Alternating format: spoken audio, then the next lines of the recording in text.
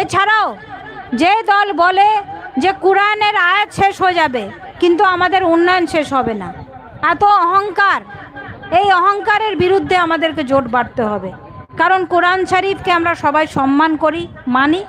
তো সকলকে আমার আসসালামু আলাইকুম। আমাদের কংগ্রেসের প্রার্থী মৌসম নূর, আপনারা অনেকেই আমাকে দেখেছেন, অনেকেই পাশে থেকেছেন, দোয়া দিয়েছেন, আশীর্বাদ দিয়েছেন। এর আগে আমি আপনাদের সাংসদ ছিলাম, দুঃখে সুখে আপনাদের পাশে থাকার চেষ্টা করেছি। আমি বরকত সাহেবের পরিবারের একজন সদস্য, কংগ্রেসের পরিবার। তবে একটা ভুল করে আমি তৃণমূলে চলে গেছিলাম। আমার মনে হয়েছিল যে বিজেপিকে আটকানোর জন্য তৃণমূল করা দরকার। তবে যখন আমি তৃণমূলে গেলাম তখন বুঝতে পারলাম তৃণমূলের আর বিজেপির একটা সেটিং আছে, একটা আন্ডারস্ট্যান্ডিং আছে। এবং আমি যেহেতু আমাদের কংগ্রেস পরিবার, বরকত সাহেবের পরিবারকে অনেক কষ্ট দিয়ে গেছি, আমার মনেও কষ্ট ছিল। আমার দাদা ঈশা খান চৌধুরী আর বিরুদ্ধে, একে অপরের বিরুদ্ধে আমরা 2019 সালে লোকসভায় লড়াইও করেছিলাম। তাই সিদ্ধান্ত নিয়েছিলাম যে মানুষের উন্নয়ন করার জন্যে একমাত্র দল হচ্ছে কংগ্রেস দল। এবং সারা ভারতবর্ষে প্রত্যেকটা জায়গায় কি কংগ্রেস বিজেপির বিরুদ্ধে লড়াই করছে।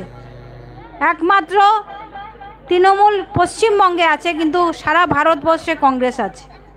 কংগ্রেস হচ্ছে ধর্মনিরপেক্ষতার প্রতীক, শান্তির প্রতীক, উন্নয়নের প্রতীক। তাই আমি সিদ্ধান্ত নিয়েছি যে কংগ্রেস করব, যতদিন বাঁচব কংগ্রেস করব, কংগ্রেস ছাড়া আর কোনো দল করব না। এই সিদ্ধান্ত নিয়ে আমি কংগ্রেসে ফিরে এসেছি এবং দল আমাকে অনেক দায়িত্ব দিয়েছে, আবার সুযোগ দিয়েছে মালতীপুরের প্রার্থী, কংগ্রেসের প্রার্থী হিসেবে। আমি জানি আমি যেহেতু কংগ্রেসে ফিরেছি বা তৃণমূল ছেড়ে কংগ্রেসে আবার এসছি, আমাকে রহিম বক্সি সাহেব কটাক্ষ করছেন, বলছেন যে আমি কংগ্রেসের সঙ্গে বেইমানি করেছি। কিন্তু আমি এটা স্বীকার করছি যে আমি কংগ্রেস ছেড়ে ভুল করেছিলাম এবং কংগ্রেসে আমি ফিরে গেছি। আমি শাসক দল ছেড়ে, ক্ষমতা ত্যাগ করে কংগ্রেসে ফিরে এসেছি। উনিও আরএসপির বিধানসভার বিধায়ক ছিলেন, জেলা পরিষদের সদস্য ছিলেন। উনি কিন্তু আরএসপি ছেড়ে তৃণমূলে গেছেন। তো ওনার যদি ক্ষমতা থাকে তাহলে তৃণমূল ছেড়ে ওনাকে আরএসপিতে ফিরে যাওয়া উচিত, ওনাকেও ক্ষমতা ত্যাগ করা উচিত, কিন্তু উনি সেটা করছেন না। তাই আমি আপনাদেরকে অনুরোধ করব, আপনারা সঠিক যাচাই করবেন, বিচার করবেন। আমরা ধর্মনিরপেক্ষতার প্রতীক কংগ্রেস করি এবং যেই দল ধর্ম নিয়ে রাজনীতি করে, যেমন বিজেপি এবং তৃণমূলও ধর্ম নিয়ে অনেক রাজনীতি করেছে। ওনারা বলেছিলেন যে ওয়াকফে আমরা সহযোগিতা করব, কিন্তু ওয়াকফ বিল পাস হয়ে গেল, বিজেপি পাস করলো, তৃণমূল কোনো প্রোটেস্ট করলো না, বরঞ্চ আমাদেরকে ওয়াকফের পোর্টালে সবাইকে নাম দিতে হলো। আমরা নিজে অনেকজন আছি এখানে যারা মতোয়াল্লি আছি, আমাদেরকে কাজ করতে হলো। এছাড়াও যে দল বলে যে কোরআনের আয়াত শেষ হয়ে যাবে কিন্তু আমাদের উন্নয়ন শেষ হবে না, এত অহংকার, এই অহংকারের বিরুদ্ধে আমাদেরকে জোট বাঁধতে হবে। কারণ কোরআন শরীফকে আমরা সবাই সম্মান করি, মানি। এবং যারা যে কোনো ধর্মকে সম্মান দিতে পারে না, বিশেষ করে মালতীপুরে প্রচুর দুর্নীতি আছে, এই দুর্নীতির বিরুদ্ধে আমাদেরকে জোট বাঁধতে হবে। আমি জানি এখানে প্রচুর মা বোনেরা আছেন, তাদেরকে ভুল বোঝানো হচ্ছে যে তৃণমূলকে যদি ভোট না দেন তাহলে লক্ষ্মী ভাণ্ডার পাবেন না। এই ব্যাপারে আমি আপনাদেরকে সঠিক বলতে চাই যে যে কোনো সরকার এলে আপনারা লক্ষ্মী ভাণ্ডার পাবেন, কারণ লক্ষ্মী ভাণ্ডার হচ্ছে সরকারি স্কিম। এবং আরেকটা জিনিস জানাই আপনাদেরকে, যেখানে কংগ্রেস ক্ষমতায় আছে, যেমন কর্ণাটকায়, ওখানে লক্ষ্মী ভাণ্ডার 1500 টাকা নয় 2500 টাকা করে দেওয়া হয়। তাই ইনশাল্লাহ যদি কংগ্রেস ক্ষমতায় আসে আপনাদের লক্ষ্মী ভাণ্ডার বন্ধ হবে না, বরঞ্চ বাড়বে।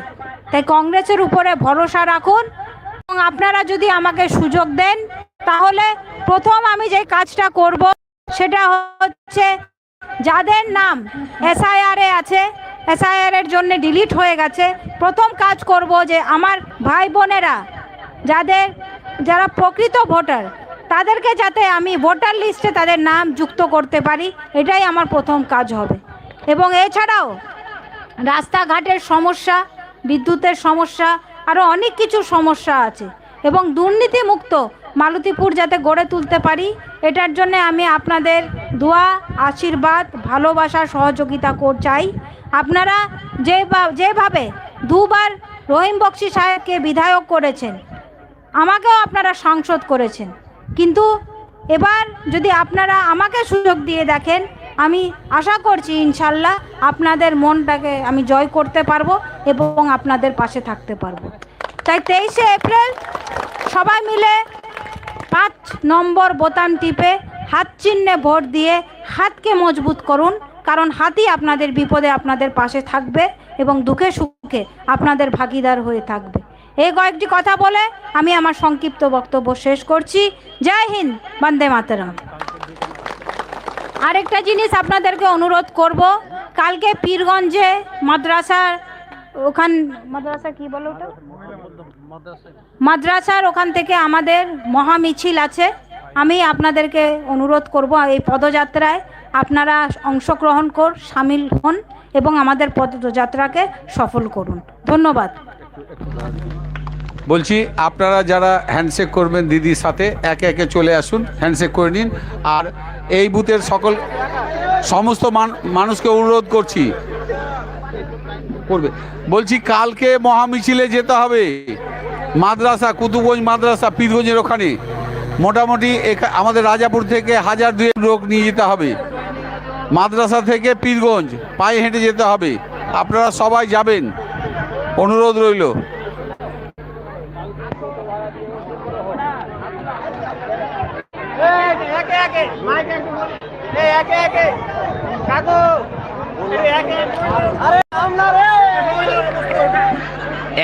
একে একে একে একে ভিড় করিয়েন না। আর কি বলে এখন শুনবে, এই পরিবেশে শুনবে।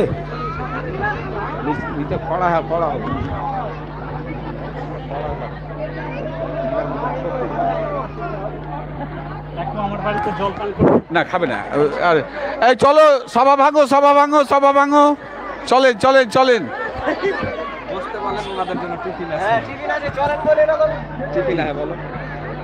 আপনারা একটু শান্তশিষ্টভাবে বসুন। আপনাদের জন্য একটু মুখ মিষ্টির ব্যবস্থা রয়েছে, একটু ছোট্ট একটি টিফিন রয়েছে। আপনারা একটু শান্তশিষ্টভাবে বসুন। আপনাদের সকলের কাছে অনুরোধ, আপনারা একটু শান্তশিষ্টভাবে বসুন। আপনাদের সকলের জন্য একটি করে ছোট্ট টিফিন রয়েছে, একটু মুখ মিষ্টির ব্যবস্থা রয়েছে। আপনারা একটু ছোট্ট করে, আপনারা একটু শান্তশিষ্টভাবে বসুন। আপনারা উত্তেজিত হবেন না, শান্তশিষ্টভাবে বসুন।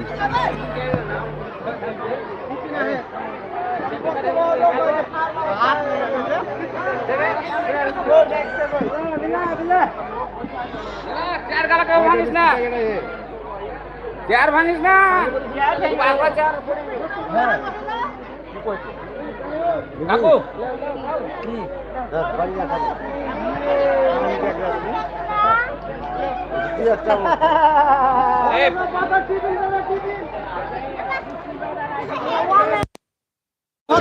মৌসুম ভক্ত